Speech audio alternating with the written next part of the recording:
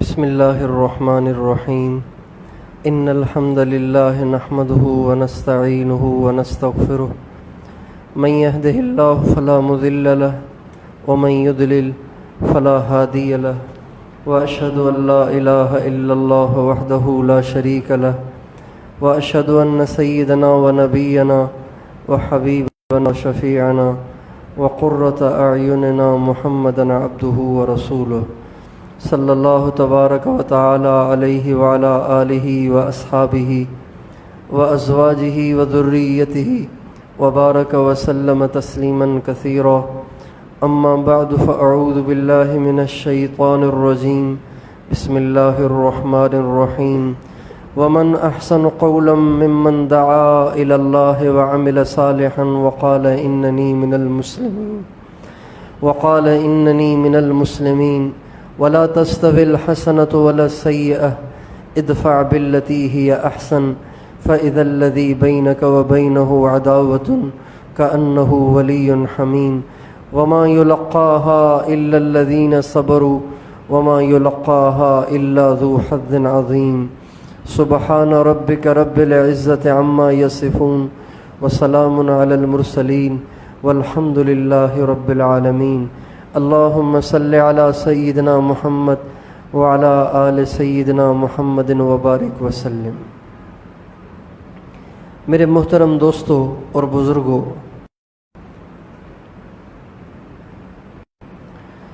دنیا میں ہر انسان اوروں سے آگے بڑھنا چاہتا ہے۔ تقابل اور سبقت، مسابقہ، مقابلہ، یہ ہر انسان کے مزاج میں ہے، ہر انسان کی فطرت میں ہے۔ آپ دیکھیں گے کہ جب دو بچے دوڑنے لگیں گے تو ہر بچہ کہے گا میں آگے بڑھ جاؤں۔ کبھی بھی کوئی بچہ یہ نہیں کہتا کہ کیا اچھا ہو کہ میں پیچھے رہ جاؤں۔ ہر بچہ چاہتا ہے میں آگے بڑھ جاؤں۔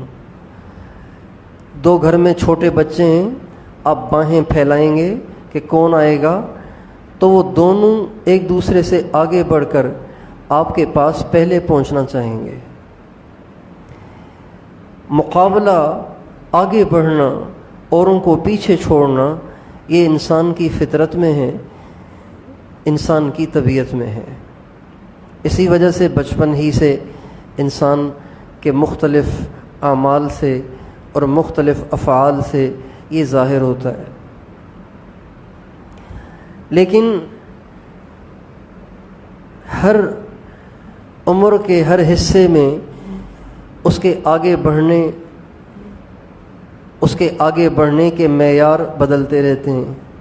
جب چھوٹا ہوتا ہے تو وہ کھیل میں آگے بڑھنا چاہتا ہے، جب بڑا ہوتا ہے پڑھائی میں آگے ہونا چاہتا ہے، اور بڑا ہوتا ہے کاروبار میں آگے بڑھنا چاہتا ہے، ملازم ہے تو پروموشن کے شوق میں رہتا ہے، اور آگے بڑھوں اور آگے بڑھوں، اور انسان کا پیٹ ہی نہیں بھرتا، وہ آگے ہی بڑھنے کی طلب میں لگا رہتا ہے۔ اور مگر بات یہ ہے کہ دنیا میں انسان کتنا ہی آگے نکل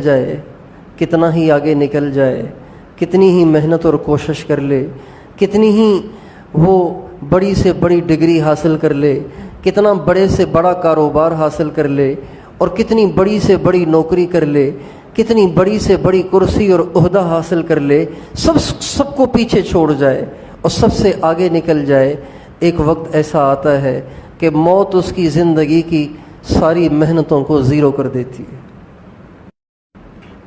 منہا خلقناکم وفیہا نعیدکم ومنہا نخرجکم تارۃ اخری، اسی مٹی سے ہم نے تمہیں بنایا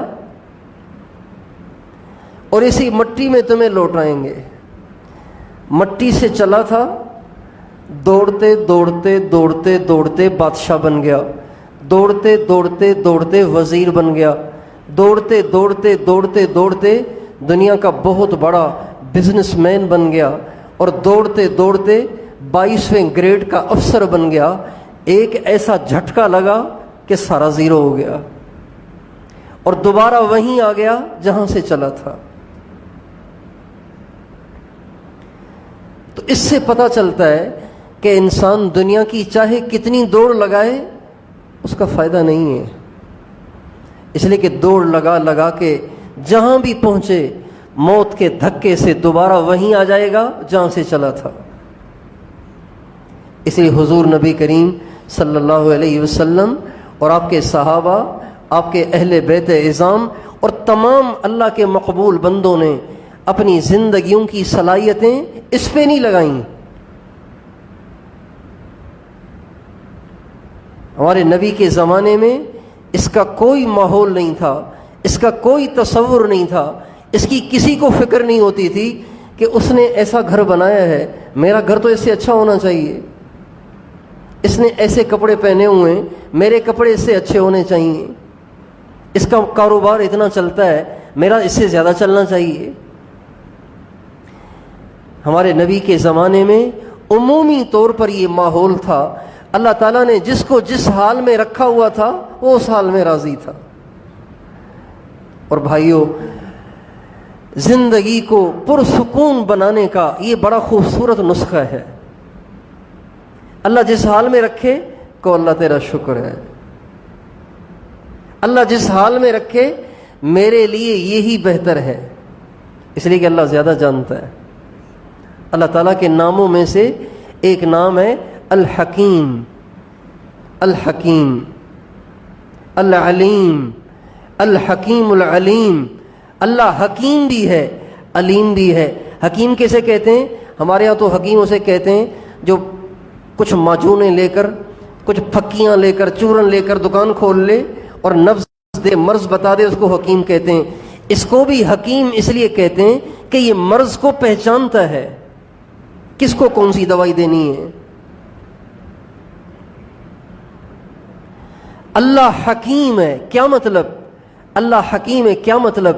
اللہ پاک کو اس بات کا پتہ ہے، اللہ پاک کو اس بات کا علم ہے، اللہ پاک کو اس بات کی سمجھ حاصل ہے کہ کس بندے کے ساتھ کیا معاملہ کرنا ہے. اللہ تعالیٰ ہر ایک کو ایک لاٹھی سے نہیں ہانکتے کہ سبھی کو غریب کر دو، سبھی کو مالدار کر دو، سبھی کو بیمار کر دو، سبھی کو صحت مند کر دو. نہیں، کس کے ساتھ کیا بہتر ہے اللہ وہی کرتا ہے. اس لیے اللہ کا نام ہے. اللہ تعالیٰ نے فرمایا موسیٰ، میرے کچھ بندے ایسے ہیں کہ جن کو میں ہمیشہ بیمار رکھتا ہوں، جن کو میں ہمیشہ بیمار رکھتا ہوں. مجھے پتہ ہے ان کو صحت دوں گا تو یہ بھٹک جائیں گے. اور میرے کچھ بندے ایسے ہیں جن کو میں ہمیشہ صحت مند رکھتا ہوں، اس لیے کہ مجھے پتہ ہے ان کو بیمار کروں گا بھٹک جائیں گے. میں اپنے کچھ بندوں کو مالدار کر دیتا ہوں، تونگر کر دیتا ہوں، اوروں سے بے نیاز کر دیتا ہوں، بہت سارا مال دے دیتا ہوں، اس لیے کہ مجھے پتہ ہے ان کو غریب کر دوں گا، گمراہ ہو جائیں گے، بھٹک جائیں گے. اور کچھ بندوں کو ہمیشہ تنگ دست رکھتا ہوں، ہمیشہ غریب اور فقیر رکھتا ہوں، اس لیے کہ مجھے پتہ ہے اگر ان کو مال دوں گا تو بھٹک جائیں گے، باغی ہو جائیں گے، گمراہ ہو جائیں گے. جیسے ماں کو پتہ ہوتا ہے نا، یہ انڈا کھائے گا، یہ دہی کھائے گا، اس کو دہی اچھی لگتی ہے، اس کو انڈا اچھا لگتا ہے، اس کو پتیری روٹی اچھی لگتی ہے، سادہ روٹی اچھی لگتی ہے، اور اس کو پراٹھا اچھا لگتا ہے. ماں کو پتہ ہوتا ہے.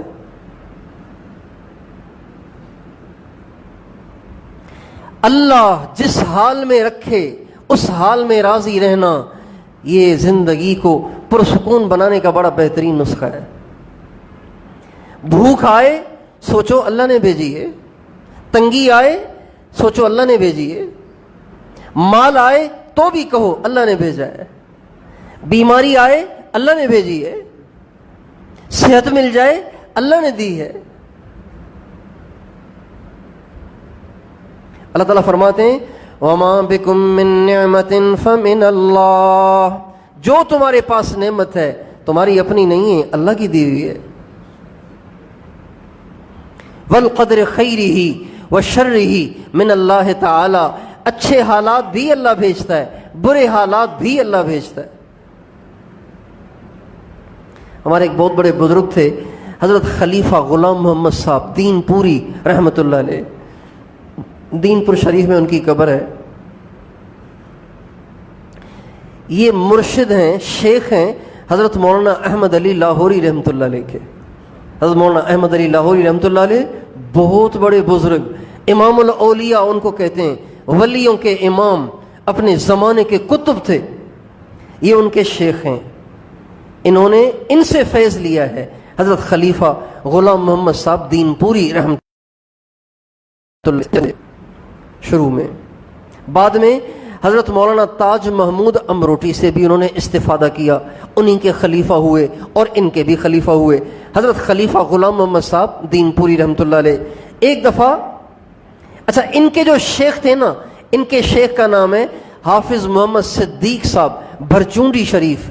یہ ہمارے سندھ کا جو بارڈر ہے نا اوباڑو، وہاں پہ ان کا مزار ہے. حافظ محمد صدیق صاحب بھرچونڈی شریف. ایک دفعہ ان کو تکلیف ہوئی، اتنی شدید تکلیف ہوئی کہ تڑپ گئے.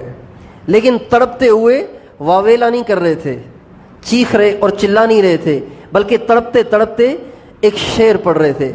لطف سجن دم بدم، قہر سجن گاہ گاہ، این بھی سجن واہ واہ، اون بھی سجن واہ واہ. اللہ تیری مہربانیاں تو ہر وقت ہیں، پریشانی تو تو کبھی کبھی بھیجتا ہے. اللہ میں تیرے دکھوں میں بھی راضی ہوں، تیرے سکھوں میں بھی راضی ہوں.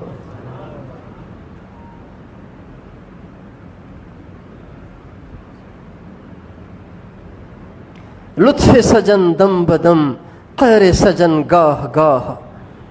مہربانی تو ہر وقت کرتا ہے، ہر لمحے کرتا ہے، ہر سانس میں کرتا ہے، پریشانی تو کبھی کبھی بھیجتا ہے.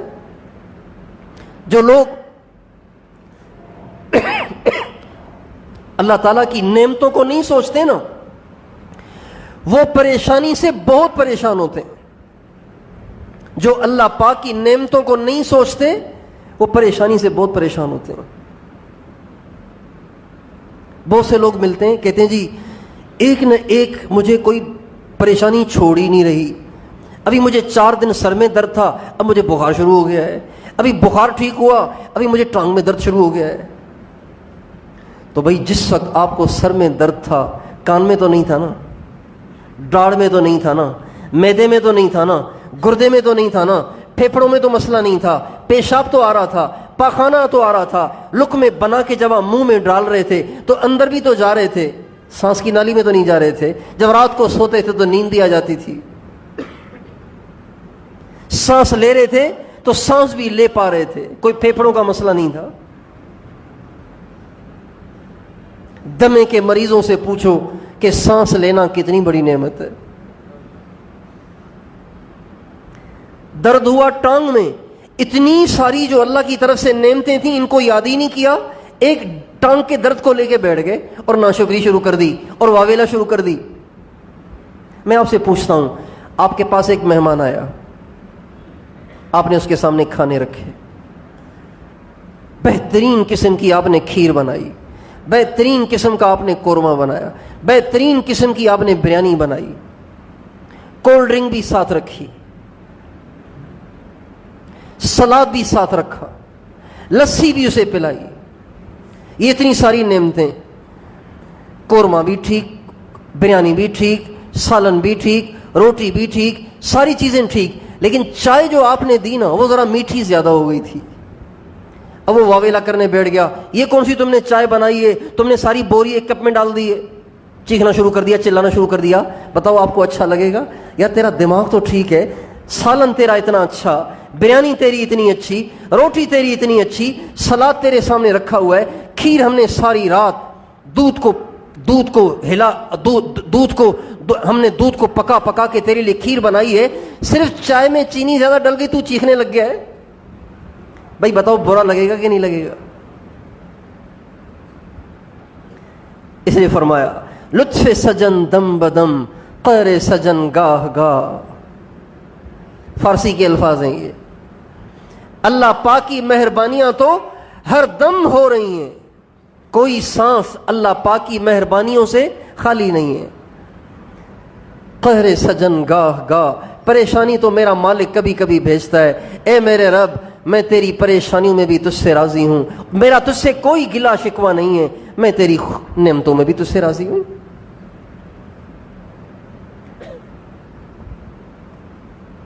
عنوان کچھ اور ہے، بات کہیں اور جا رہی ہے۔ حدیث قدسی میں آتا ہے، اللہ تعالیٰ فرماتے ہیں من لم یرض بقضائی ولم یصبر علی بلائی فلیلتمس ربا سوائی، جو میری مصیبت پہ صبر نہیں کرتا، میرے فیصلے پہ راضی نہیں ہوتا، اسے چاہیے کوئی اور رب جا کے تلاش کر لے۔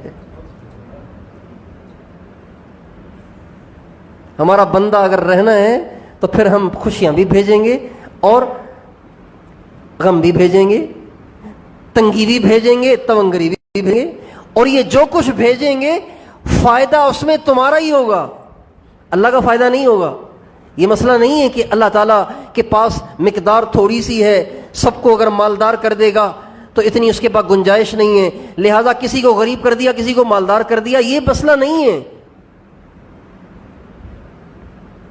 اللہ تعالیٰ فرماتے ہیں وَإِن مِّن شَيْءٍ إِلَّا عِندَنَا خَزَائِنُهُ وَمَا نُنَزِّلُهُ إِلَّا بِقَدَرٍ مَّعْلُومٍ، ہر چیز کے ہمارے پاس لامحدود خزانے ہیں، لیکن دیں گے ہم اتنا جتنا تمہارے لیے بہتر ہے۔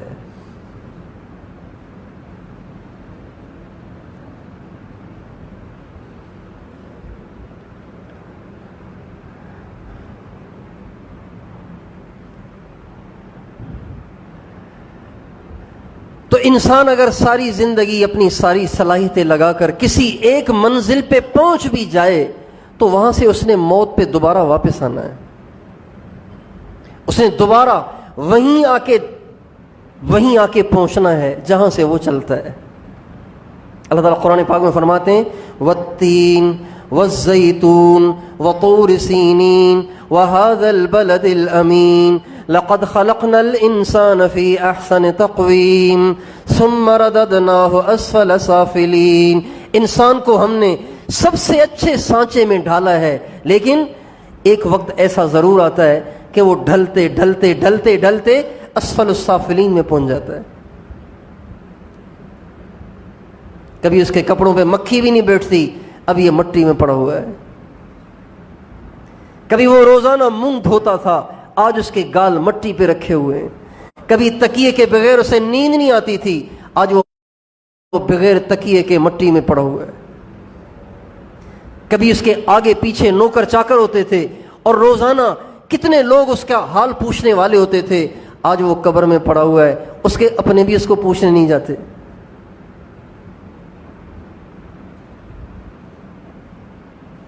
اس لیے دنیا میں انسان کتنی ہی ترقی کر لے لیکن اس کا انجام مٹی ہے۔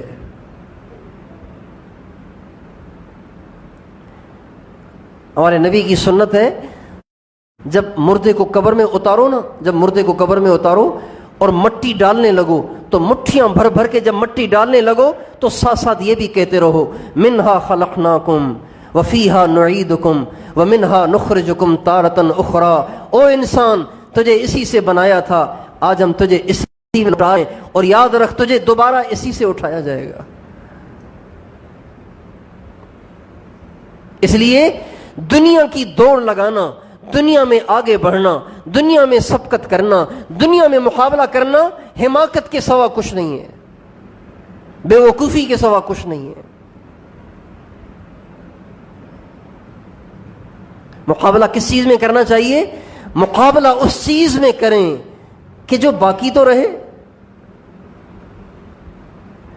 آپ نے ساری زندگی اس پہ لگائی جس کو آپ اوروں کے حوالے کر کر خود خالی ہاتھ قبر میں چلے گئے۔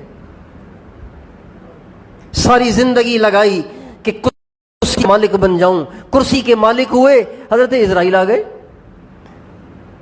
ساری زندگی مال جمع کیا، اس مال سے عیاشیاں کرنے کا وقت آیا تو حضرت اسرائیل علیہ السلام آ گئے۔ ساری زندگی کی پونجی خرچ کر کے ایک عالی شان گھر بنایا، اب آپ کا ارادہ یہ تھا کہ اس گھر میں رہوں گا، مزے سے رہوں گا، ہر کمرے میں اے سی ہے، کبھی پسینہ نہیں بہے گا، کبھی دھول نہیں آئے گی، کبھی مٹی نہیں آئے گی، کام کرنے والے کام کرتے رہیں گے، صفائیاں کرتے رہیں گے، میں چمکتے دمکتے گھر میں رہوں گا, مزے کروں گا. لیکن اللہ کی شان گھر بن کے تیار ہوا, حضرت اسرائیل آ گئے.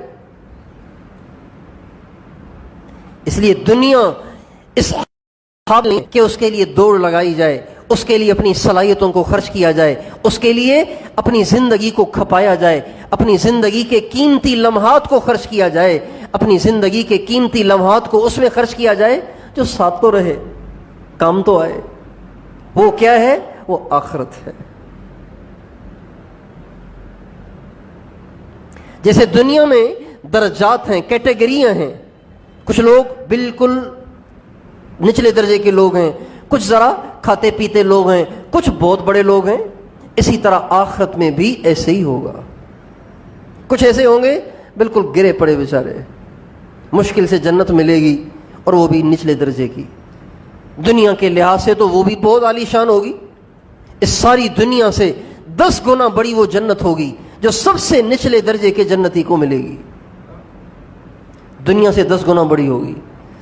70,000 نہیں 72 اس میں حوریں ہوں گی, 80,000 اس کے نوکر ہوں گے. یہ سب سے نچلے درجے کی جنت ہے.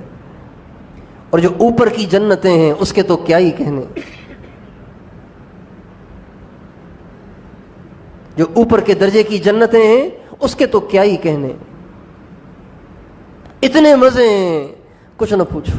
دنیا میں وہ بتا ہی نہیں جا سکتے, دنیا میں وہ سمجھے ہی نہیں جا سکتے, دنیا میں وہ سوچے ہی نہیں جا سکتے. ہمارے اللہ تعالیٰ کا ارشاد ہے, اعددت لعبادی الصالحین ما لا عین رأت ولا اذن سمعت ولا خطر علی قلب بشر. میں نے اپنے نیک بندوں کے وہ کچھ تیار کر رکھا ہے کسی آنکھ نے دیکھا نہیں, کسی کان نے سنا نہیں, کسی دل پہ کبھی اس کا خیال بھی نہیں آیا.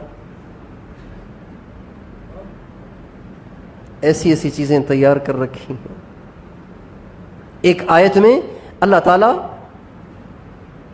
ایک جھلک دے رہے ہیں, جنت کی ایک جھلک دے رہے ہیں. کیا؟ وَلَكُمْ فِيهَا مَا تَشْتَهِي أَنفُسُكُمْ وَلَكُمْ فِيهَا مَا تَدَّعُونَ. میرے بندو دنیا میں اپنی خواہشات سے دستبردار ہو جاؤ, میری مرضی کے مطابق زندگی گزارو. جب تم جنت میں آؤ گے تمہاری ہر خواہش کو پورا کروں گا, ہر مطالبے کو پورا کروں گا. تدعون کہتے ہیں مطالبے کو, تشتہی کہتے ہیں خواہش کو جو زبان پہ نہیں آئی, صرف دل میں پیدا ہوئی ہے. دل میں خواہش ہوگی. اگر کسی کو دل میں خواہش ہو کہ آج اگر حضور سے ملاقات ہو جائے, پوری ہو جائے گی. آج اگر ابراہیم علیہ السلام کی زیارت ہو جائے, پوری ہو جائے گی. اسی وقت ابراہیم علیہ السلام سے ملاقات ہو جائے گی. خواب میں نہیں, خواب میں نہیں, یوں بالمشافہ, یوں آمنے سامنے ہوگی. حضور پاک علیہ السلام سے آمنے سامنے ہوگی, ابراہیم علیہ السلام سے آمنے سامنے ہوگی, موسیٰ علیہ السلام سے آمنے سامنے ہوگی. آج تو ہم امام حسین کے گن ہی گاتے ہیں, لیکن جنت میں جانے کے بعد اگر دل میں خیال آیا کیا اچھا ہو آج امام حسین کے ساتھ کھانا کھاؤں, وہ پورا ہو جائے گا. اللہ تعالیٰ اس خواہش کو پورا کرے گا. آج کیا اچھا ہو امی عائشہ سے دعا لے کے آ جاؤں, اللہ اس خواہش کو پورا کرے گا. آج اماں فاطمہ سے دعا لے کر آ جاؤں, اللہ اس خواہش کو پورا کرے گا. آج اماں خدیجہ کی دعائیں لے کر آ جاؤں, اللہ اس خواہش کو پورا کرے گا. کھانا پینا یہ تو ہو ہی جائے گا. جو چیز کھانے کی دل میں آئے گی اللہ وہ کھلائے گا, جو پینے کی آئے گی اللہ وہ پلائے گا. ایک صحابی نے کہا یا رسول اللہ مجھے کھیتی باڑی کا بڑا شوق ہے, تو جنت میں کھیتی باڑی بھی ہوگی؟ سادہ سا سوال ہے. مجھے کھیتی باڑی کا بڑا شوق ہے, میرا دل کرتا ہے ہل چلاتا رہوں, فصلیں اگتی رہیں, بڑا مزہ آتا ہے مجھے اس میں. تو جنت میں کھیتی باڑی ہوگی. اب ہمیں جنت میں کھیتی باڑی اگر تو چاہے گا تو ہو جائے گی, لیکن وہاں کی کھیتی باڑی یہاں کی طرح نہیں ہوگی. یہاں تم نے ہل چلایا اور وہاں فصل تیار, یہاں تم نے بیج ڈالا اسی وقت فصل تیار ہو جائے گی.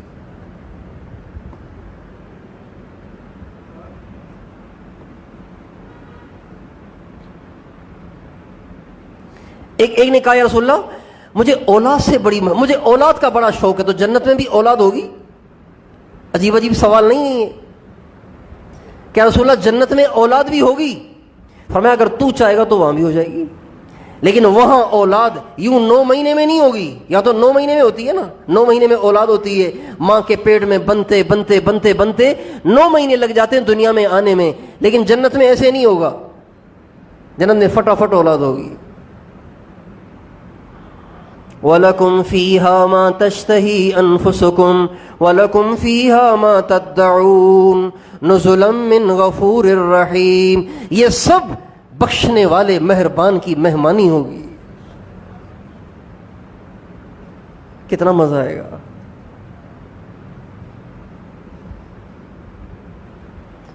جب جنت والے جنت میں جائیں گے نا، جنت والے جنت میں جائیں گے تو جاتے ہی سب سے پہلا جو اعلان ان کو سنایا جائے گا، سب سے پہلا، آپ ہوائی جہاز میں بیٹھیں گے نا تو بیٹھتے ہی ایک آواز آئے گی۔ ہوائی جہاز میں کیسے سفر کرنا ہے؟ ہوائی جہاز میں بیٹھتے ہی ایک عورت یا ایک مرد کی آواز میں اسپیکر سے آواز آئے گی، سیٹ بیلٹ باندھ لیں، موبائل کو بند کر لیں، یہ کر لیں اور وہ کر لیں، ساری باتیں وہ بتاتے ہیں۔ جنت میں جو ہی آپ انٹر ہوں گے، داخل ہوں گے، ایک اعلان کرنے والا اتنی اونچی آواز سے اعلان کرے گا کہ سارے کھرب ہا کھرب جنتی اس کو سنیں گے۔ وہ اعلان کیا ہوگا؟ ان لکم ان تشبوا فلا تحرموا ابدا، تمہیں خوشخبری ہو اب تم ہمیشہ جوان رہو گے، کبھی بڑھاپا نہیں آئے گا۔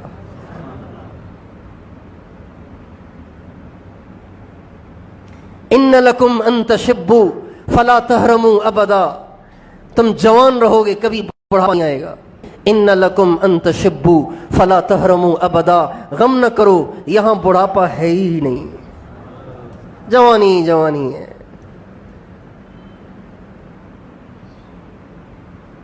ایک اگلی بات، وَإِنَّ لَكُمْ أَن تَنْعَمُوا فَلَا تَبْأَسُوا أَبَدًا، شاید جنت والوں کے دل میں یہ بھی اشکال اٹھے کہ مزے تو کچھ دنیا میں بھی ملے تھے، لیکن غم آتے تھے تو ہم ساری خوشیاں بھول جاتے تھے۔ ایک آدمی کے پاس گاڑی ہے، اچھی نوکری ہے، اچھی تنخواہ ہے اور صحت مند بھی خوب ہے، گھومتا پھرتا بھی خوب ہے، مانتا بھی اس کی ہر کوئی ہے، لیکن جوان بیٹا مر گیا، بتائیے اب کیا اچھا لگے گا اسے؟ تو اگر کسی جنت والے کے دل میں یہ بھی خیال اٹھے گا تو اعلان ہوگا، ان لکم ان تنعموا فلا تبأسوا ابدا، یہ دنیا نہیں ہے کہ جہاں غم بھی ہوں خوشیاں بھی ہوں، یہاں خوشیاں ہی خوشیاں ہیں، غم کا نام و نشان نہیں ہے۔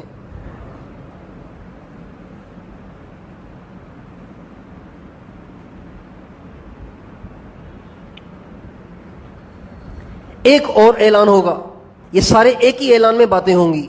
شاید انسان کو جنت میں داخل ہونے کے بعد یہ بھی اشکال پیدا ہو کہ جگہ تو بڑی اچھی ہے، گھومنا پھرنا بھی خوب ہوگا، لیکن بیمار ہو گیا تو کیا ہوگا؟ بیمار پڑ گیا تو پھر تو یہ ساری چیزیں بیکار ہیں۔ تو اللہ تعالیٰ کی طرف سے اعلان ہوگا، ان لکم ان تصحوا فلا تسقموا ابدا، ہمیشہ تندرست رہو گے، کبھی بیماری نہیں آئے گی۔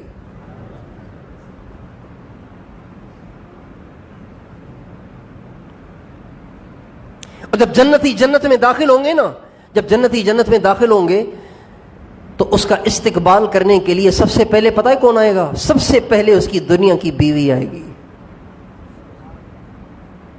سب سے پہلے دنیا کی بیوی استقبال کرنے آئے گی، اور وہ دنیا جیسی نہیں ہوگی، جیسی یہاں ہے نا ویسی نہیں ہوگی، وہ وہاں جنت کی حوروں سے زیادہ خوبصورت ہوگی، اور اخلاق بھی اس کے اتنے عالی شان ہوں گے، یہاں تو وہ آپ پہ ناراض بھی ہوتی ہوگی، کبھی لڑ بھی لیتی ہوگی، کبھی بدتمیزی بھی کرتی ہوگی، نافرمانی بھی کرتی ہوگی، جنت میں ایسے نہیں ہوگا۔ جنت تو جنت ہے نا۔ اللہ تعالیٰ نیک لوگوں کی بیویوں کو جنت میں مردوں سے 500 سال پہلے جنت میں بھیجے گا اور کہے گا جاؤ جا کے اپنے مردوں کا انتظار کرو، جب وہ آئیں تو ان کا استقبال کرنا۔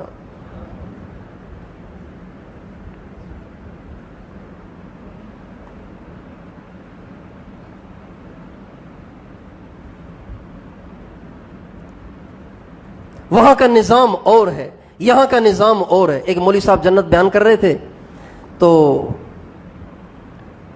اس نے بیان کرتے کرتے یہ بھی کہہ دیا، جنت میں تمہاری جو بیویاں ہیں یہ بھی تمہارے ساتھ ہوں گی۔ تو وہ چادر جھاڑ کے کھڑا ہو گیا، کہنے لگا جی یہ جنت رکھیں اپنے پاس، میں دوزخ میں ہی ٹھیک ہوں.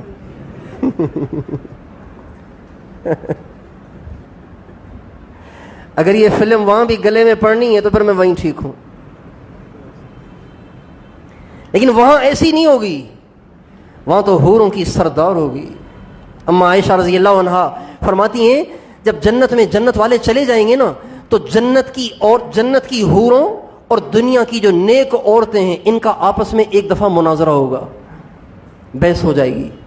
وہ کہیں گی ہم اعلیٰ اور افضل ہیں، وہ کہیں گی ہم اعلیٰ اور افضل ہیں. جنت کی حوریں کہیں گی اللہ کا شکر ہے نہ ہم دنیا کے جھمیلوں میں گئیں، نہ ہم گندی دنیا کو ہم نے دیکھا، نہ گندی دنیا میں ہم نے اوقات گزارے. ہم تو اللہ کا شکر ہے پاک ہی پاک ہیں شروع سے ہی جنت میں. مشک سے، عنبر سے، زعفران سے، کافور سے اللہ نے ہمیں بنایا. اب اس بات کا تو کوئی جواب نہیں. دنیا والی عورت تو بیچاری مٹی کی بنی ہوئی ہے، وہ تو کافور کی بنی ہوئی ہے. تو اما عائشہ فرماتی ہیں جب وہ یوں کہیں گی، اپنے فضائل یوں بیان کریں گی کہ ہم نے تو ساری زندگی جنت میں گزاری، ہم تو ہمیشہ سے جنت میں ہیں، ہم تو کافور کی بنی ہوئی، مشک، عنبر اور زعفران کی بنی ہوئی، تم تو دنیا کے سارے گندگی میں زندگی گزار کے اب یہاں آئی ہو، تو تم ہم سے افضل کیسے ہو جاؤ گی؟ تو وہ کہیں گی نحن الصائمات فما صمتن، ہم نے روزے رکھے، تم نے روزے تو نہیں رکھے نا. نحن المصلیات فما صلیتن، ہم نے نمازیں پڑھی، تم نے نمازیں تو نہیں پڑھی. ونحن المتصدقات فما تصدقتن، ہم نے اللہ کے نام پہ خیرات کیے، صدقے کیے، تم نے کہاں صدقے خیرات کیے؟ اما عائشہ فرماتی ہیں جب وہ یہ بات کہیں گی تو جنت کی حوروں کو بھی ماننا پڑے گا کہ بے شک یہ ہم سے افضل ہیں. محنت کرنے والا اور محنت نہ کرنے والا یہ دونوں برابر تو نہیں ہو سکتے نا. میرے دوستو دوڑ لگائیں لیکن دنیا کی ہے مل جائے گی. دوڑ لگائیں جنت کی، دوڑ لگائیں جنت کی، اعلیٰ سے اعلیٰ درجہ اور اونچا درجہ. ہمارے نبی کا ارشاد ہے ان فی الجنت 100 درجۃ، جنت میں 100 درجات ہیں. کتنے درجات ہیں؟ 100 کیٹیگریاں ہیں. ما بین کل درجۃ کما بین السماء والارض، 2 درجوں کے درمیان اتنا فاصلہ ہے جتنا زمین سے آسمان کا فاصلہ ہے. اس کا مطلب یہ نہیں کہ ہیں ہی جنتیں 100 نہیں، 100 کیٹیگریاں ہیں، 100 ورائٹیاں ہیں. جنت کی 100 ورائٹیاں ہیں. اور ہمارے نبی کا ارشاد ہے سب سے اونچی جنت، اس کا نام جنت الفردوس ہے. سب سے اونچی جنت کا نام کیا ہے؟ اذا سألتموہ فاسألوہ الفردوس. جب اللہ سے جنت کا سوال کرو نا تو یہ نہ دیکھو کہ میرے کرتوت کیسے ہیں، اللہ سے اللہ کی شان کے مطابق فردوس مانگو، اللہ مہربان ہے. ایک صحابی حارثہ رضی اللہ عنہ نوجوان تھے، وہ اللہ کے راستے میں شہید ہو گئے. جب شہید ہو گئے مسلمانوں کا لشکر واپس آیا تو ان کی ماں بیچاری پریشان تھی بہت زیادہ. وہ آئی ہمارے نبی کے پاس، کہنے لگی یا رسول اللہ میرا بیٹا اللہ کے راستے میں شہید ہو گیا ہے، آپ مجھے یہ بتائیں کہ میرا بیٹا کہاں ہے؟ اگر وہ جنت میں ہے تو پھر تو مجھے غم کرنے کی ضرورت ہی نہیں، جنت یہاں سے بہت اچھی ہے، وہ اچھی جگہ میں پہنچ گیا ہے. لیکن اگر وہ جنت میں نہیں ہے تو آپ مجھے وضاحت سے بتا دیں تاکہ میں اتنا روں کہ دنیا دیکھے کہ کتنا رویا جاتا ہے. آپ مجھے بتائیں میرا بیٹا کہاں ہے. اگر وہ جنت میں ہے تو پھر تو ٹینشن ہی نہیں، اگر وہ جنت میں نہیں ہے تو پھر میں اتنا روؤں گی کہ دنیا دیکھے گی. آپ نے فرمایا اب بولتی یا ام حارثہ، اے ام حارثہ تو کہیں پاگل تو نہیں ہو گئی؟ انہا جنان، اللہ پاک کی بے شمار جنتیں ہیں. وان ابنکی فی الفردوس الاعلی، اور میں دیکھ رہا ہوں تیرا بیٹا تو جنت الفردوس میں گھوم رہا ہے. اللہ کے راستے میں شہید ہونے والا کوئی چھوٹی جنت میں تھوڑی جائے گا، وہ تو سب سے اونچی جنت میں جائے گا. اور جو جنت الفردوس والے نا ان کا کمال یہ ہے کہ وہ روزانہ اللہ کا دیدار کریں گے. کب کب اللہ کا دیدار کریں گے؟ روزانہ. کس کا دیدار ہوگا بتاؤ؟ کس کا؟ کس کا؟ سوچو تو صحیح یار. اللہ جو حسن کا خالق ہے وہ کتنا حسین ہوگا. ہمارے نبی نے فرمایا جب پہلی دفعہ اللہ اپنا دیدار کرائے گا تو جنت والے ایسے ہکے بکے ہو جائیں گے کہ 8 لاکھ سال تک اللہ کو دیکھتے ہی رہیں گے. کتنے سال دیکھتے رہیں گے؟ اور پہلی دفعہ جب اللہ کا دیدار ہوگا تو اللہ ہنس رہا ہوگا. اللہ ہنس رہا ہوگا. بندے اور بندیوں کو دیکھ کے اللہ ہنس رہا ہوگا اور ہر ایک سے الگ الگ پوچھے گا میرے بندے کیا حال ہے، میری بندی کیا حال ہے، ٹھیک تو ہونا.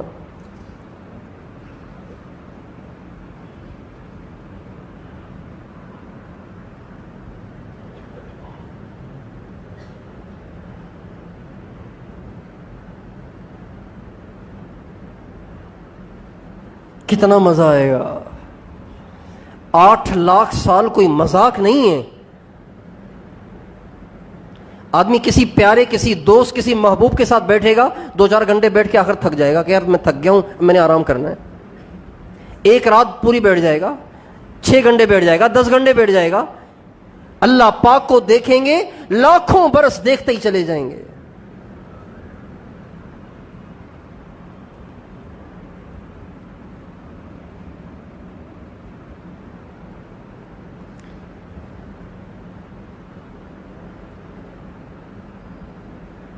کچھ ایسے لوگ ہوں گے جن کو صبح شام اللہ کا دیدار ہوگا.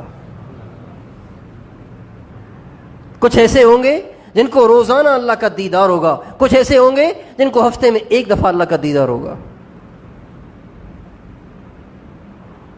میرے دوستو، دنیا کی خسیس چیزوں کے پیچھے اپنی زندگیاں کھپانے والے بڑے نقصان میں، بڑے خسارے میں. کامیاب لوگ وہ ہیں جنہوں نے جنت کی دوڑ لگائی. اللہ تعالیٰ فرماتے ہیں سارعوا الی مغفرۃ من ربکم وجنہ. لوگو تم کن چیزوں کے پیچھے دوڑ رہے ہو؟ دوڑو اس بات کی طرف کہ اللہ تم سے راضی ہو کر تمہاری بخشش کر دے اور تمہیں جنت دے دے. جنت کی دوڑ لگاؤ. سارعوا الی مغفرۃ من ربکم وجنہ عرضها كعرض السماء عرضها السماوات والارض. دوڑو اس جنت کی طرف جس کی چوڑائی زمین آسمان کے برابر ہے. اور ایک اور آیت سابقوا الى مغفرۃ من ربکم وجنہ عرضها كعرض السماء والارض. دوڑو اس جنت کی طرف جس کی چوڑائی زمین آسمان کے برابر ہے. والسابقون السابقون اولئک المقربون. آگے بڑھنے والے، آگے بڑھنے والے، آگے بڑھنے والے ہی آگے بڑھ جاتے ہیں. اور جو آگے بڑھنے والے ہوتے ہیں یہ اللہ پاک کے بڑے مقرب ہوتے ہیں. اس بات کی تڑپ ہو، اس بات کی طلب ہو، اس بات کی پیاس ہو، اس بات کی بھوک ہو، اس بات کی فکر ہو اور آگے بڑھوں اور اللہ کے قریب ہوں اور جنت کے اعلیٰ درجات کو حاصل کروں. باقی دنیا وہ تو گزر جائے گی. جن کے کچے مکان رہے ان کی بھی گزر گئی. جنہوں نے بڑے بڑے بنگلے بنائے ان کی بھی گزر گئی. جن کے پاس کھانے کے لیے روٹی نہیں ہوتی تھی ان کی بھی گزر گئی. اور جن کے پاس کھانے کے لیے قسم قسم کے طعام ہوتے تھے ان کی بھی گزر گئی.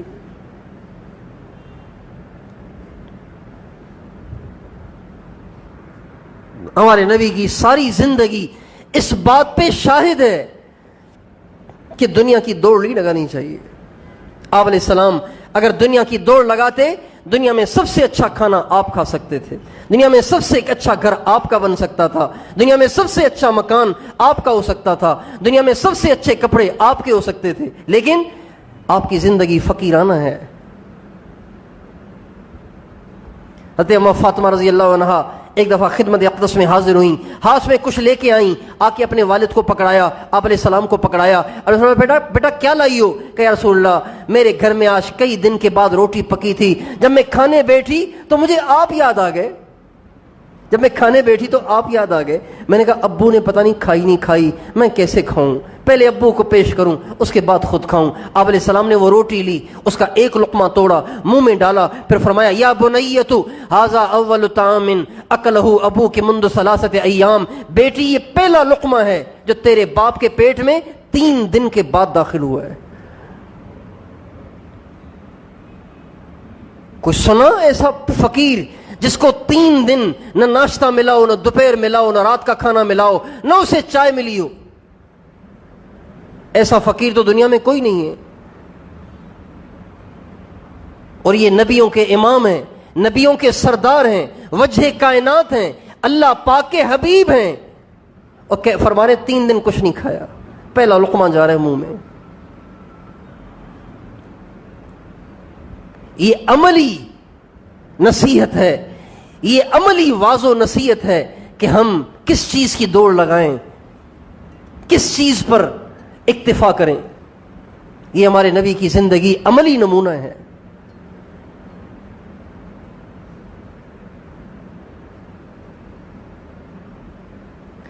ایک صحابی حاضر ہوئے, یا رسول اللہ آپ چٹائی پہ لیٹ لیٹ کے آپ کی پیٹھ پہ نشان پڑ گئے, آپ مجھے اجازت دینا تاکہ میں آپ کے لیے کوئی نرم گدا بناؤں. آپ نے فرمایا میں نے دنیا میں ہمیشہ تھوڑی رہنا ہے, بس چٹائی پہ وقت گزارنے دو مجھے.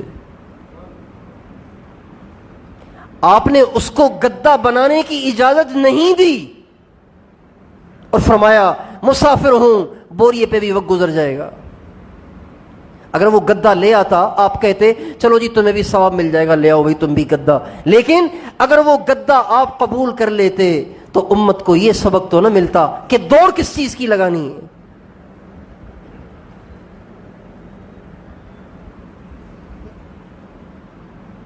آج ہر ایک دنیا کا طالب بنا ہوا ہے, دنیا کا عاشق بنا ہوا ہے, دنیا کا متلاشی بنا ہوا ہے.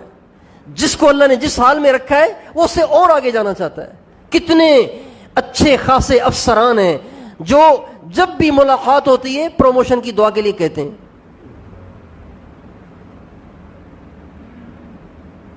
تو ان سے تو ہم کہہ دیتے ہیں ہاں بھی کر لیں گے انشاءاللہ. لیکن بھائیوں سوچنا چاہیے کہ مجھے جب پروموشن کی اتنی طلب ہے, اتنا شوق ہے, تو مجھے جنت کی کتنی طلب ہونی چاہیے.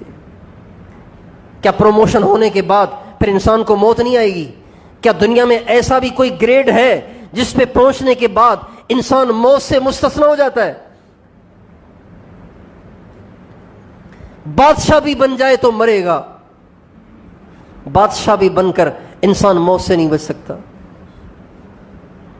جب سب کچھ زیرو ہو ہی جانا ہے تو پھر کیوں ہم اس چیز کی دوڑ لگا رہے ہیں, کیوں اپنی ساری زندگی کی صلاحیتیں اس چیز میں خرچ کر رہے ہیں کہ جس نے ویسے ہی زیرو ہو جانا ہے.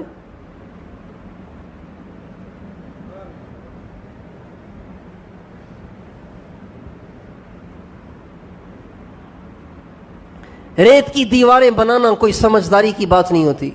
ریت نے تو بہہ جانا ہوتا ہے, ریت نے تو ڈھہ جانا ہوتا ہے. دوڑ لگائیں جنت کی, طلب رکھیں اللہ کی طلب رکھیں, اللہ مل جائے, اللہ راضی ہو جائے, اللہ خوش ہو جائے.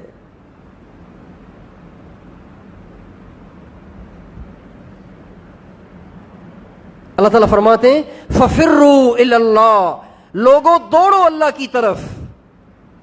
عجیب الفاظ نہیں ہے یہ, فَفِرُّوا إِلَى اللَّهِ انی لکم منہ نذیر مبین.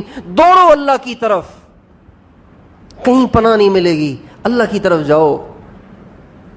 کسی کے ملنے سے زندگی نہیں بنے گی, زندگی بنے گی اللہ کے ملنے سے. اللہ کو حاصل کرو, اللہ کی دوڑ لگاؤ. اور جو دنیا کی دوڑ لگا رہے ہیں, اپنی ساری صلاحیتیں دنیا کو حاصل کرنے میں لگا رہے ہیں, اللہ تعالیٰ ان سے تعجب سے پوچھتے ہیں فَأَيْنَ تَذْهَبُونَ, تم کہاں جا رہے ہو؟ یہ بھی قرآن کی آیت ہے. فَأَيْنَ تَذْهَبُونَ, کہاں جا رہے ہو, کہاں جا رہے ہو تم؟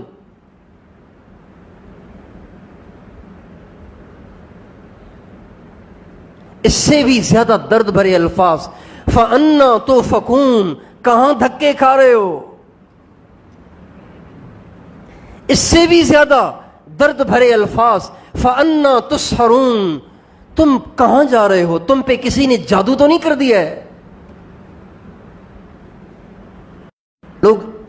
لوگ تعویذ ڈال کے، جادو کر کے دو شخصوں میں جدائی ڈال دیتے ہیں. جادو کے ذریعے سے جدائی ڈالی جا سکتی ہے اگر اللہ کا ارادہ ہو تو. اللہ کا ارادہ نہیں ہوگا تو نہیں ہوگا. لِيُفَرِّقُوا بِهِ بَيْنَ الْمَرْءِ وَزَوْجِهِ وَمَا هُمْ بِضَارِّينَ بِهِ مِنْ أَحَدٍ إِلَّا بِإِذْنِ اللَّهِ.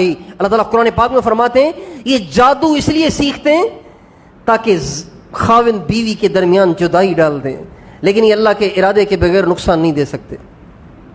تو اللہ کہہ رہے ہیں تو میری جیسی ہستی کو چھوڑ کر، میری جیسی عظیم الشان ذات کو چھوڑ کے ان گھٹیا چیزوں کی دوڑ لگا رہا ہے، کہیں تجھ پہ کسی نے جادو تو نہیں کر دیا ہے؟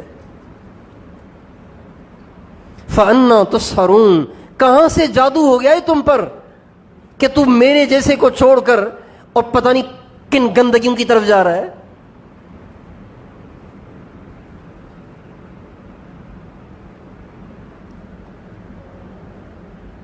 اس لیے میرے دوستو، میں اور آپ اس بات کی نیت کریں کہ بس اب دنیا کی دوڑ نہیں لگائیں گے. مقدر کا اللہ جو دے گا وہ استعمال کر لیا کریں گے، اور دنیا کی طلب میں، دنیا کی دوڑ میں، دنیا کی فکر میں، دنیا کی پریشانی میں نہیں رہیں گے.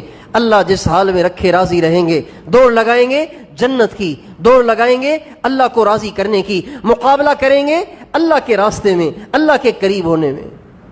کون کون تیار ہے اس کے لیے؟ اب میں نے کہنا تو کچھ اور تھا، ہو گیا یہ. اب جو کہنا تھا وہ انشاءاللہ اگلی دفعہ زندگی رہی تو. یہ اس لیے کہہ رہا ہوں کہ میں نے آیت جو پڑھی تھی، جو آیت شروع میں پڑھی تھی، اس آیت کے سے متعلق بات کرنی تھی، لیکن مضمون چھڑ گیا. یہ اللہ کی طرف سے ہوا. بس ہم اس کی نیت کریں، انشاءاللہ دنیا سے محبت نہیں کریں گے، دنیا کی دوڑ نہیں لگائیں گے، دنیا کے دیوانے نہیں بنیں گے. ہمارے نبی کے پاس ایک دفعہ آپ علیہ السلام کے پاس ایک صحابی آئے تو دیکھا کہ آپ علیہ السلام یوں کر رہے ہیں، جیسے کسی کو دھکا دے کے پیچھے کرتے ہیں نا، ایسے دونوں ہاتھوں سے. صحابی آئے، رسول اللہ یہ آپ کیا کر رہے تھے؟ آپ جیسے ہاتھوں سے کسی چیز کو دھکیل رہے تھے. آپ نے فرمایا دنیا میرے پاس سچ کے آئی تھی اور وہ کہہ رہی تھی محمد آپ تو میرے ہاتھوں سے نکل گئے.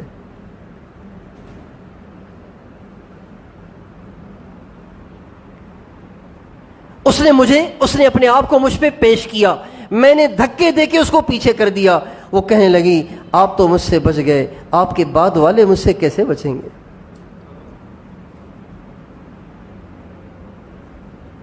جب ایک چھوٹی دکان والا ایک بڑی دکان والے کے پاس گاہکوں کی بھرمار دیکھتا ہے تو اس کا دل تڑپتا ہے کہ میرے پاس بھی ایسی دکان ہو. جب ایک موٹر سائیکل والا کسی کو کرولا میں گھومتا ہوا دیکھتا ہے اس کا دل تڑپ اٹھتا ہے کہ میرے پاس بھی کرولا ہونی چاہیے.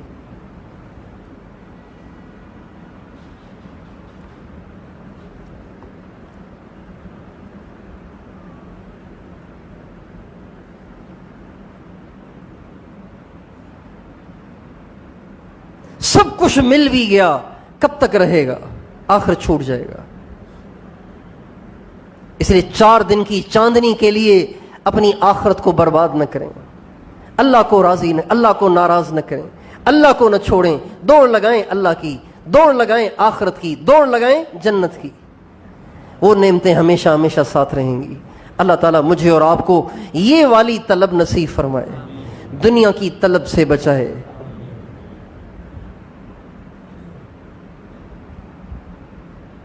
دنیا گندگی ہے اور گندگی کا طلب کرنے والا انسان نہیں ہوتا. کبھی آپ نے دیکھا ہے کہ کوئی مرا ہوا کتا، لوگ اس میں جھگڑ رہے ہیں، وہ ایک ٹانگ سے کھینچ رہا ہے، دوسرا دوسری ٹانگ سے کھینچ رہا ہے. کبھی آپ نے دیکھا؟ دنیا اس کے سوا کچھ نہیں. آپ علیہ السلام تشریف لے جا رہے تھے صحابہ کے ساتھ، ایک بکری کا چھوٹا بچہ مرا ہوا تھا، مر کے وہ پھول بھی گیا تھا، اس کی ٹانگیں اوپر اٹھی ہوئی تھیں. آپ علیہ السلام کھڑے ہو گئے, صحابہ جو پیچھے پیچھے چل رہے تھے وہ سارے جمع ہو گئے. آپ نے فرمایا یہ بکری کا مرا ہوا بدبودار بچہ تم میں سے کوئی مجھ سے خرید لے گا, خریدے گا تم میں سے کوئی؟ کہا یا رسول اللہ اس کو خرید کے کیا کریں گے, یہ تو بدبودار ہے, گندا ہے, اسے تو نفرت کرے گا ہر ایک. آپ نے فرمایا ساری دنیا اور جو کچھ دنیا میں ہے اللہ پاک کی نظروں میں اس سے بھی زیادہ ذلیل ہے. اتنی ذلیل چیز کے لیے بھائی بھائی سے بات نہیں کر رہا. اس گندی دنیا کے لیے, اس گندی دنیا کے لیے لوگ اپنے رشتہ داروں کے دشمن ہو گئے. اس گندی دنیا کے لیے بچوں نے اپنے باپ کو قتل کر دیا. اس گندی دنیا کے لیے بچوں نے اپنے ماؤں کی گردنیں کاٹ دیں. اس گندی دنیا کے لیے رشتہ دار سے ٹوٹا ہوا ہے. کتنی حماقت ہے یہ بتائیے.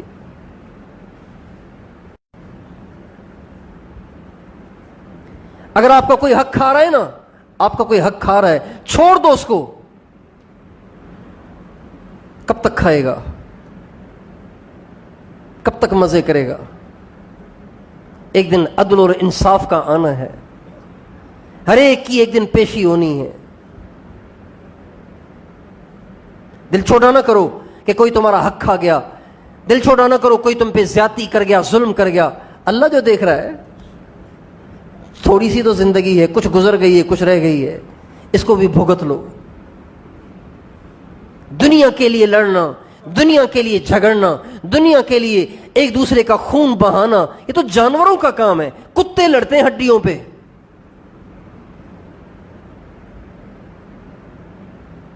بلیاں لڑتی ہیں چیتڑوں پہ. انسان کو یہ زیب نہیں دیتا کہ گندی دنیا کے لیے, پیسوں کے لیے, نوٹوں کے لیے, دنیا کی گندی چیزوں کے لیے ایک دوسرے سے لڑتا رہے.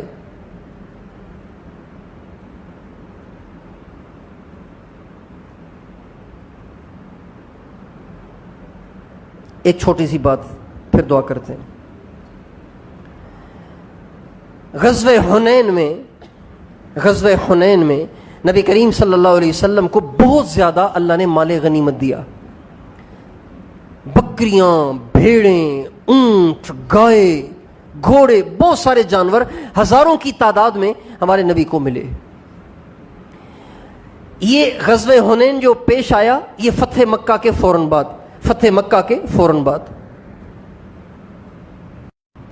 تو فتح مکہ میں بہت سارے لوگ مسلمان ہو گئے تھے, بہت سارے لوگ ابھی مسلمان ہوئے نہیں تھے, ایسے ہی حضور کے ساتھ ساتھ چل رہے تھے. آپ علیہ السلام نے ان کو معاف کر دیا تھا, ساتھ ساتھ چل رہے تھے, ابھی اسلام ان کے اندر نہیں آیا تھا. انہی چودھریوں میں سے جن کے اندر میں ابھی اسلام نہیں آیا تھا ایک صفوان بن امیہ تھے.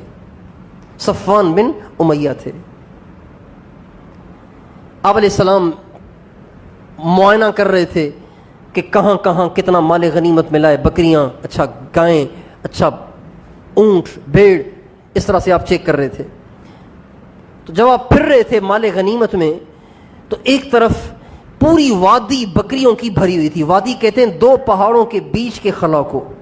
ایک پہاڑ کتنا بڑا ہوتا ہے, ان کے دو پہاڑوں کے درمیان خلا میں ہزاروں بکریاں آ جائیں گی کہ نہیں آ جائیں گی؟ ہزاروں بکریاں تھی اس وادی میں. صفوان بن امیہ دیکھ کے ہی ششدر ہو گیا اور اس کے دانتوں میں انگلی آ گئی کہ اتنا سارا مال مل گیا محمد کو, مزے ہو گئے اس کے. تو حیران ہو رہا تھا. آپ علیہ السلام نے دیکھا کہ بڑی للچائی ہوئی نگاہوں سے صفوان بن امیہ ان بکریوں کو دیکھ رہا ہے. آپ نے فرمایا صفوان تجھے اچھی لگ رہی ہیں؟ کہا جی بہت اچھی لگ رہی ہیں, ہزاروں بکریاں مفت میں آپ کو اللہ نے دے دی, آپ کو مل گئیں. تو آپ نے فرمایا لے جائیے سب تیری ہیں. ابھی مسلمان نہیں ہوا, اسلام اس کے اندر نہیں آیا, فرمایا لے جا. اسلام اس کے اندر نہیں آیا, فرمایا لے جا, یہ ساری تیری ہیں, ہزاروں بکریاں. تو کہنے لگا اتنی بڑی سخاوت کوئی سخی بھی نہیں کر سکتا, یہ تو نبی ہی کر سکتا ہے. اس وقت جا کے کلمہ اس کے دل میں اترا.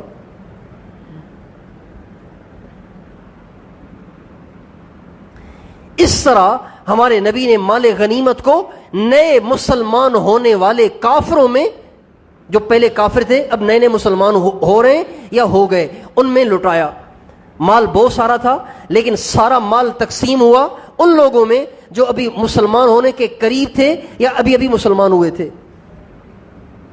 جب یوں ہوا تو انصار میں سے چند نوجوان، وہ بھی ابھی قریب جذباتی تھے، کہنے لگے تلواریں تو ہماری چل رہی ہیں اور مال کہیں اور بانٹا جا رہا ہے، تلواریں تو ہماری چل رہی ہیں، ہماری تلواریں سے تو ابھی بھی خون بہہ رہا ہے، اور آپ علیہ السلام مال اوروں میں بانٹ رہے ہیں، جان لگی ہماری اور مال بانٹا جا رہا ہے اوروں میں، یہ تو ٹھیک نہیں ہے۔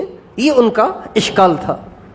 نبی کریم صلی اللہ علیہ وسلم کو پتہ چل گیا کہ انہوں نے یہ بات کہی ہے۔ آپ علیہ السلام کے پاس حضرت سعد بن عبادہ آئے، کہنے لگے، آپ علیہ السلام نے فرمایا ما بلغنی عنکم، تمہارے انصار کی طرف سے مجھے کیا باتیں پہنچ رہی ہیں؟ کیا تمہارے ساتھی کہہ رہے ہیں کہ مال، تلواریں تو استعمال ہوئی ہماری اور مال دیا جا رہا ہے اوروں کو؟ کہا جی ہاں، چند نوجوانوں نے کہی ہے یہ بات، اور ہمیں سارے انصار کو بلاؤ۔ انصار آ گئے۔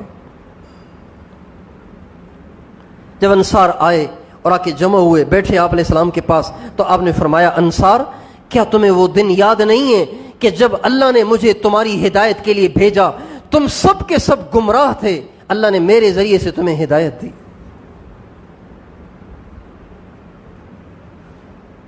تم سب کے سب جاہل تھے، اللہ نے تمہیں علم دیا، تم سب کے سب ذلیل تھے، اللہ نے تمہیں میرے ذریعے سے عزت دی۔ تو انصار ہر بات میں کہنے لگے بالکل یا رسول اللہ، المن للہ ورسولہ، یہ سارا اللہ اور اس کے رسول کا احسان ہے۔ جب یہ ساری بات آپ کہہ چکے تو آپ نے فرمایا انصار، اب تمہیں بھی یہ کہنے کا حق بنتا ہے کہ تم مجھ سے کہو یا رسول اللہ، آپ کو بھی تو سب نے دھکے دے کے نکال دیا تھا، ہم ہی نے تو آپ کو ٹھکانہ دیا تھا۔ الم تأتنا طریدن فآویناک، آپ کو سب نے دھتکارا نہیں تھا، پھر آپ کو ہم نے ٹھکانہ دیا، مدینہ والوں نے ٹھکانہ دیا نا آپ علیہ السلام کو۔ انصار نے سر جھکا لیے اور ہمیں تم بھی یہ کہہ سکتے ہو کہ تم دھتکارے ہوئے تھے، ہم نے آپ کو ٹھکانہ دیا، آپ کو کوئی نہیں پوچھتا تھا، ہم نے آپ کا ساتھ دیا۔ انصار اگر تم مجھے یوں کہو تو تمہیں کہنے کا بالکل حق حاصل ہے۔ پھر آپ نے فرمایا انصار، لو سلک الناس وادیا وسلکت الانصار وادیا لسلکت وادی الانصار، اے انصار اگر لوگ ایک راستے پر چلیں تم دوسرے راستے پہ چلو تو میں لوگوں کے ساتھ نہیں، میں تمہارے ساتھ چلنے کو پسند کروں گا، میری تو تم سے اتنی محبت ہے۔ پھر آپ نے فرمایا اما ترضون ان يذهب الناس بالشاء والبعير وتذهبون برسول اللہ، کیا تم اس بات پہ راضی نہیں ہو کہ جب لوگ اپنے گھروں کو جائیں تو بھیڑ اور بکریاں لے کے جائیں، اور جب تم جاؤ تو اللہ کے رسول کو لے کر جاؤ؟ صفوان بن امیہ گھر جائے گا، اپنے ساتھ بکریوں کے ریوڑ لے کے جائے گا، لیکن انصار جب تم مدینے کو لوٹو گے تو رسول اللہ کو لے کے لوٹو گے، کیا تم اس بات پہ راضی نہیں ہو؟ انصار اتنا روئے کہ رو رو کے ان کی ہچکیاں بن گئیں، کہنے لگے یا رسول اللہ معاف کر دیں، ہم سے غلطی ہو گئی۔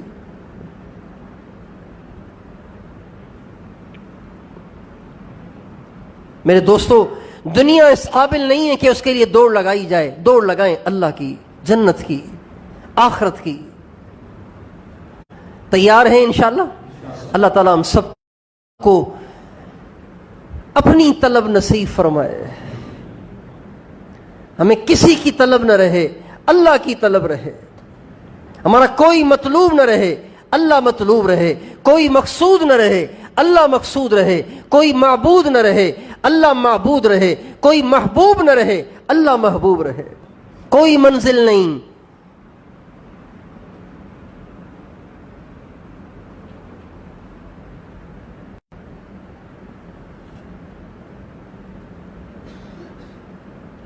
ہمارے نبی کی ایک عجیب دعا ہے، آپ یاد کر لیں سارے، ایک ہی جملہ، پوری دعا تو لمبی ہے، یہ ایک ہی جملہ آپ یاد کر لیں،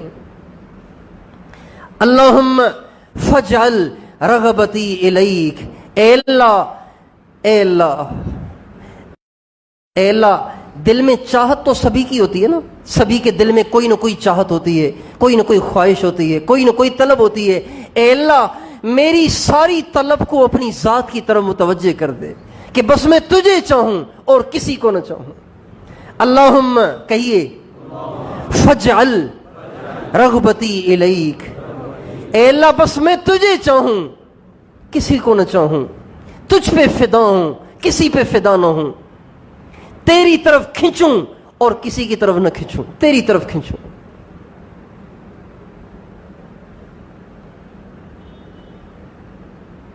अल्लाहुम्मा फजअल रग़बती इलैक, ए अल्लाह बस मैं तुझे चाहूं और किसी को न चाहूं, तेरी तरफ माइल हूं और किसी की तरफ माइल न हूं.